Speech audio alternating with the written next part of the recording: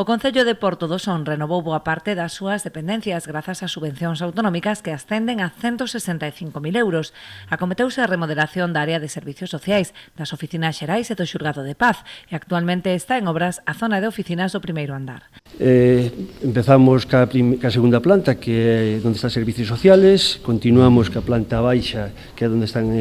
catastro, onde está xulgado de paz e tamén onde está rexistro, e agora empezamos cunha última fase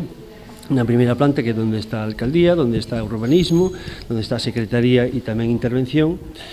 con a axuda de 35 a 40.000 euros, e agora falta pois unha última fase, que bueno, pois tamén vos pediremos axuda para rematar no que é o 100% das obras do Concello de Porto do Son. A maiores tamén quero dicir que temos unha axuda tamén da Diputación,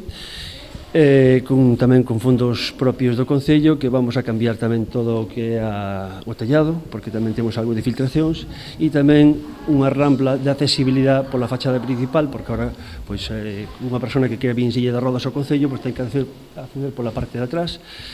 e queremos de aquí ao verán, pois a ver se somos capaces, este ano, se somos capaces de rematar todas estas obras. O conselleiro de Presidencia, acompañado da directora xeral da Administración Local, Natalia Prieto, tivo ocasión de comprobar o resultado destes traballos, que supuxeron non só unha mellora dos servizos prestados á cidadanía, senón tamén das condicións de traballo do persoal do Concello. Diego Calvo anunciou durante a visita a nova convocatoria esta mesma semana da Orde de Infraestructuras como a que se acolleu o pasado ano o Concello do Son. Esta mesma semana,